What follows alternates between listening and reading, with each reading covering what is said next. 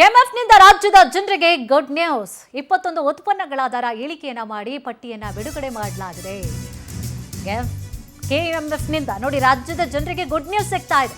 21 ಉತ್ಪನ್ನಗಳ ದರವನ್ನ ಇಳಿಕೆ ಮಾಡಿ ಪಟ್ಟಿಯನ್ನ ಕೂಡ ರಿಲೀಸ್ ಮಾಡಲಾಗಿದೆ. ತುಪ್ಪ, ಬೆಣ್ಣೆ, ಪನ್ನೀರ್, ಚೀಸ್, ಬಾದಾಮಿ ಹಾಲಿನ ಪುಡಿ, ಕೇಕ್ಗಳು, ಐಸ್ ಕ್ರೀಮ್ ಸೇರಿದಂತೆ 21 ಉತ್ಪನ್ನಗಳ ದರ ಇಳಿಕೆ ಆಗ್ತಾ ಇದೆ.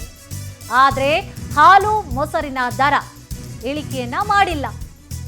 ಸೋಮವಾರದಿಂದಲೇ ಪರಿಷ್ಕೃತ ದರ ಜಾರಿಯಾಗ್ತಾ ಇದೆ. ಜಿಎಸ್ಟಿ ಕಡಿತದ ಬೆನ್ನಲ್ಲೇ ಕೆಎಂಎಫ್ನಿಂದ ಸಿಹಿ ಸುದ್ದಿ ಸಿಗ್ತಾ ಇದೆ ನೋಡಿ.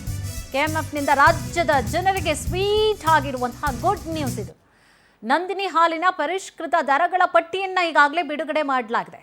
ಹಾಲು ಮೊಸರಿನ ದರ ಇಳಿಕೆಯನ್ನ ಮಾಡಿದೆ ಕೆಎಂಎಫ್. ಸೋಮವಾರದಿಂದಲೇ ಇದು ಯಾವಾಗಲಪ್ಪ ಇದು ಜಾರಿ ಆಗ್ತಾ ಇದೆ ಅಂದರೆ ಸೋಮವಾರದಿಂದಲೇ ಈ ಒಂದು ಪರಿಷ್ಕೃತ ದರ ಜಾರಿ ಆಗ್ತಾ ಇದೆ. ತುಪ್ಪ, ಬೆಣ್ಣೆ, ಪನ್ನೀರ್, ಚೀಸ್, ಬಾದಾಮಿ ಹಾಲಿನ ಪುಡಿ, ಕೇಕ್ಗಳು, ಐಸ್ ಕ್ರೀಮ್ ಸೇರಿದಂತೆ 21 ಉತ್ಪನ್ನಗಳ ದರ ಇಳಿಕೆ ಆಗ್ತಾ ಇದೆ.